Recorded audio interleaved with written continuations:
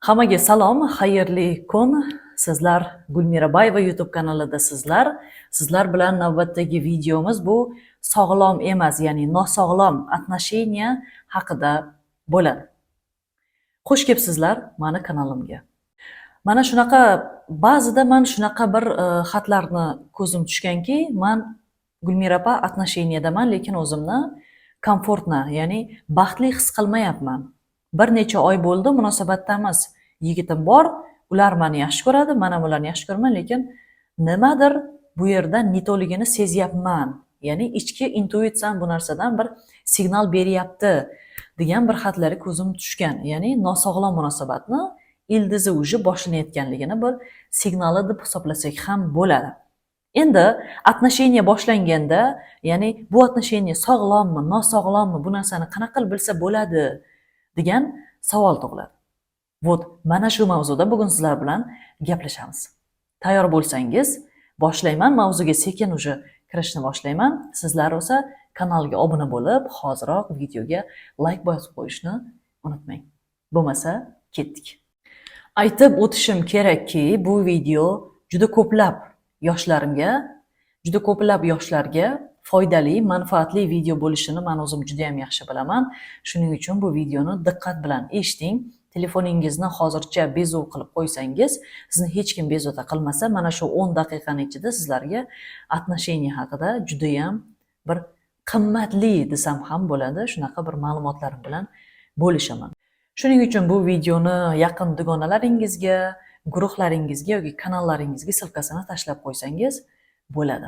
Unda ko'p cho'zmasdan birinchi belgisiga to'xtalsam, nosog'lom отношенияni boshlab beruvchi bu birinchi harakat o'rinsiz, sababsiz, hech qanaqa povodsiz qizg'anish, ya'ni bir sababsiz rashk desam ham bo'ladi.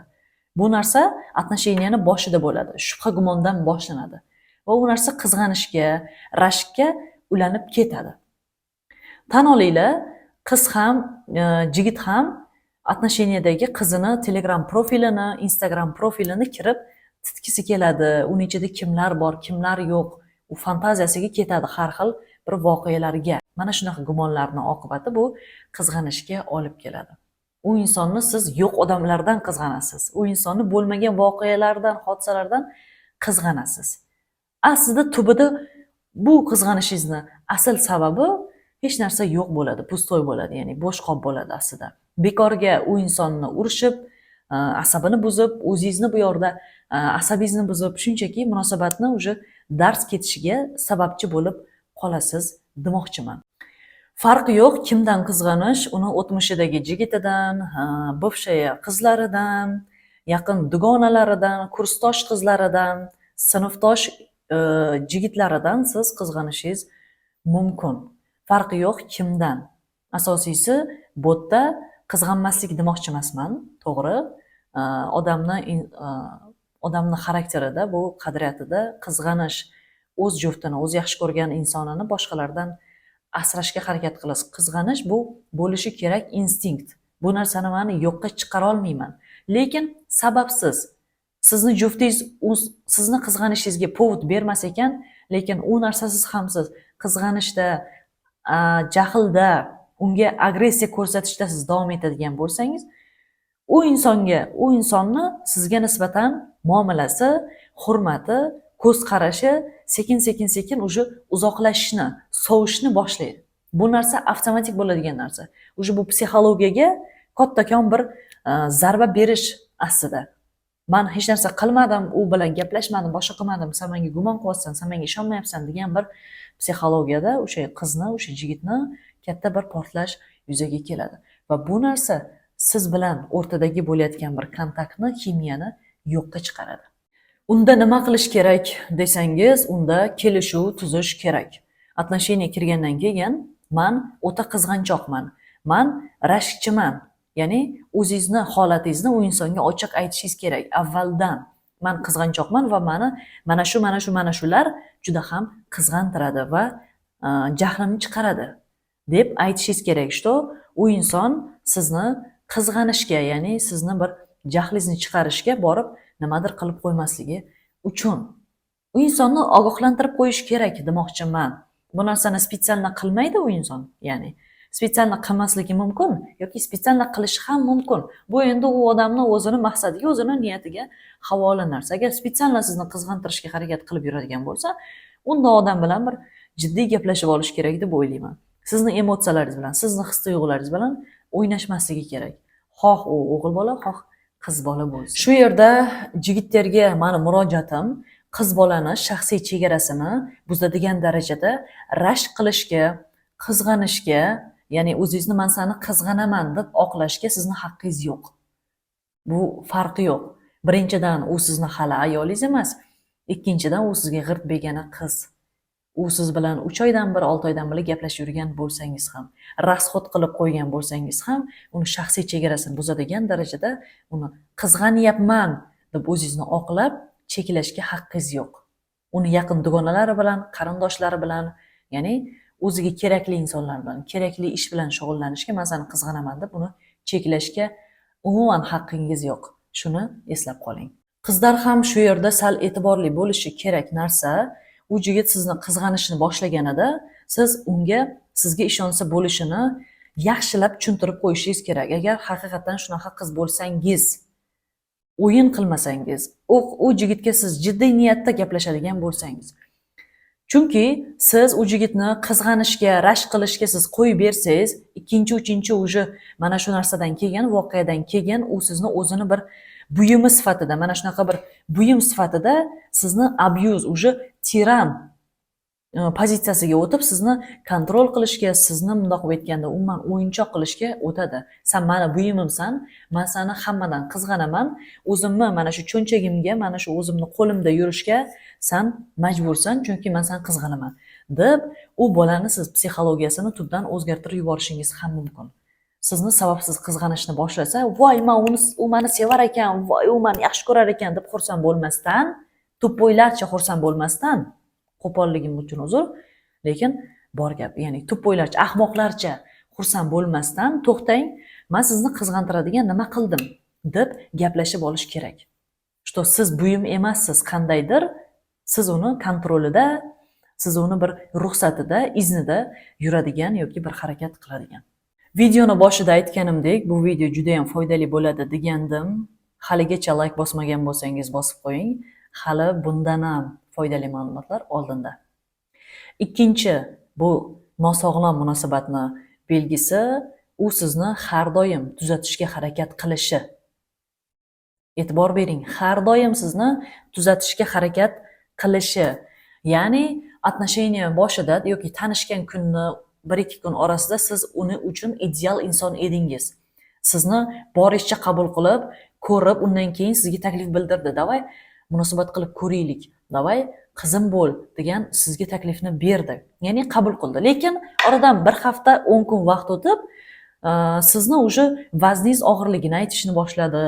Sizni qayerdingiz bir g'alatiligini aytish boshladi. Sizni ahmoqligingizni aytish boshladi. Sen mana shu kitoblarni o'qi. Sen masjidga bor. Sen mana shunaqa qil, shunaqa qil. Ya'ni sizni tuzatishga harakat qila boshladi. Ya'ni oxirgi paytlarda asosan mana shu sizni kamchiliklaringiz haqida urush janjal uje ko'paya boshladi demoqchiman. Ya'ni u sizni har doim kritika qilishni boshladi. Mana shu ham nosog'lom munosabatni bitta eng ko'p tarqalgan belgisi hisoblanadi. Sababi haqiqatan sevgan inson mana shu qizni, mana shu ayolni bor yo'g'i boricha qabul qiladi. Ya'ni uni kamchiliklari bilan birga sevadi. Aytadi-yu, men seni ayblaring bilan birga sevdim, seni ayblaringni ham sevdim, o'zingga qo'shib deydi-ku. Xuddi shunaqa narsa. Sizni kamchiligingizni, minusingizni, sizni mana shu yomon taraflaringizgacha u inson tushunib, qabul qilib, ya'ni sevgan bo'ladi. Lekin u sizni qanaqadir bir ramkaning ichiga tiqishga harakat qilsa, bu yerda u inson sizni boshqa sabablar uchungina отношения qurishni xohlagan bo'lishi mumkin. Bu yerda o'ylab ko'rish kerak. Uchinchi belgisi, bu uje скучный bo'lib ketadi отношения. Boya aytganimdek, ya'ni yuqorida aytganimdek, boshida juda ham idealna, konfetni buketni period uje o'tdi, oradan 1 oy o'tdi, balkim 2 hafta o'tdi, uje перепискаlar suxoy bo'la boshladi. Bir-biringiz bilan kam gaplashishni boshladingiz. Bir-biringiz bilan hazillashib, kulish, o'ynash bu narsalar ham уже sekin-sekin kamayishni boshladi. Ya'ni bir-biringizdan zerikish, to'yish hissini siz sezib yuribsiz oxirgi paytlarda. Mana bu ham nosog'lom munosabatni boshlanish уже nimasi yo'li. Sababi отношения, munosabat bu sizni orqangizdan qanot chiqarib osmonga uchirishi kerak. Sizni qoningizni ichib, asablaringizni yeb, shunchaki zeriktiradigan narsa emas bu отношения. Navorot sizni 7-osmonga uchiradigan, o'zingizni yaxshi ko'rishingizga, bir insonni yaxshi ko'rishga shunaqa bir mumkinlik beradigan bir ximiya desam ham bo'ladi. Shunaqa bir hissiyotlarni siz o'zingizda sezishingiz kerak. Navorot depressiyaga kirib, stress qilib, asabingizni yeb, u inson asabini yeydigan bir narsa emas отношения. Kelajakka bo'lgan umid, rejalar, birgalikda qilingan bir shu planlar bo'ladigan narsa отношения. Bir-biringizdan zerikib, ko'rishga ko'zingiz yo'q bo'lib arazlab o'tiradigan narsa emas. Bunaqa skuchniy, ya'ni tumanli period qanchalik uzoqqa cho'zilsa, oylab, yillab bo'lib ketsa, bu отношениyadan uzilish ham, u insondan ketish ham juda ham qiyin bo'ladi. Chunki siz uni sevib emas, shunchaki bog'lanib qolgan bo'lasiz, o'rganib qolgan bo'lasiz. Bu munosabat to'xtagan taqdirda ham uni siz unutishingiz juda qiyin bo'ladi. O'zingizni ustingizda psixologlar bilan juda ko'p ishlashga to'g'ri kelib qoladi. Va aynan mana shu muammosi bor hozir yoshlar ham juda ham oramizda ko'p. Mana o'zimga ham o'tmishimni unutishimga yordam bering deb konsultatsiyalarimga keladigan insonlar talaygina. 4-chi nosog'lom munosabatni belgisi bu nima bo'layotganini siz umuman tushunmaslik. Ya'ni oldingizni ko'ra olmaslik. Mana shu narsa ham nosog'lom munosabatdan. Bunga sizlar qatga qarab ketayotganingiz, niyatingiz qanaqaligi, u insonning niyati sizga ko'rinmasligi, tushunarsiz bo'lishi, sizni gaplaringizni u inson eshitmasligi, qulog'iga ham ilmasligi, nazar pisand qilmasligi, siz bilan munosabatda juda ham bir uzoqlashib keta boshlagani, mana yana tushunarsiz deyapman-ku, общий qilib aytaman, tushunarsiz bo'layotgan bir bu отношения o'zi nima maqsadda qurildi-yu, nima maqsadda hozir shunchaki davom etyapti. Mana shu savollarga javob topa olmaslik ham aslida нездоровый отношениyadan. Bu yerda уже отношения kasal degani va bu kasal отношения uzoqqa bormaydi degani. 5-chi belgisi bu нездоровый отношениyaning negativ haddan tashqari ko'payib ketishi. Bir-biringizga nisbatan achchiq gaplar aytilishi, bir-biringizga nisbatan haqoratlar ba'zida chiqishi, u inson sizni so'kishi, hatto telefonda, ya'ni baqirib, agressiyasini ko'rsatib, ya'ni bir-biringizni shu perepiskada, dialogda faqat negativ mavzular haqida ko'proq janjallashish, urushish bu ham bir belgiga kiradi. Oxirgi paytda отношениyangizni ikkita so'z bilan bir menga ta'riflab bering desa, degan savolni beradigan bo'lsam, yomonmas hozircha degan bir javob olishim mumkin. Ya'ni hozircha yomon emas, lekin yaxshi ham emas degani. Ya'ni negativ. Asosan kamchiliklar, shu bir yo'qchilik, tushunmaslik, mana shular haqida bir-biringizdan ayb to'nkash. Siz undan ko'rishingiz, sizni vaqtingiz bo'lmayapti, u yoq bu yoq, uni sizga misol uchun to'nkashi, sen o'zing vaqtida ko'tarmaysan, bunaqa xullas negativ ko'proq. Qizlar, qolgan 6 va 7 nosog'lom munosabatni belgilari haqida men Telegram kanalimda voice chatda sizlarga aytaman. Telegram kanalning silkasini mana shu videoning tagiga, описаниеga qoldirib ketaman. Telegram kanalda yo'q bo'lsangiz, hoziroq kirib oling.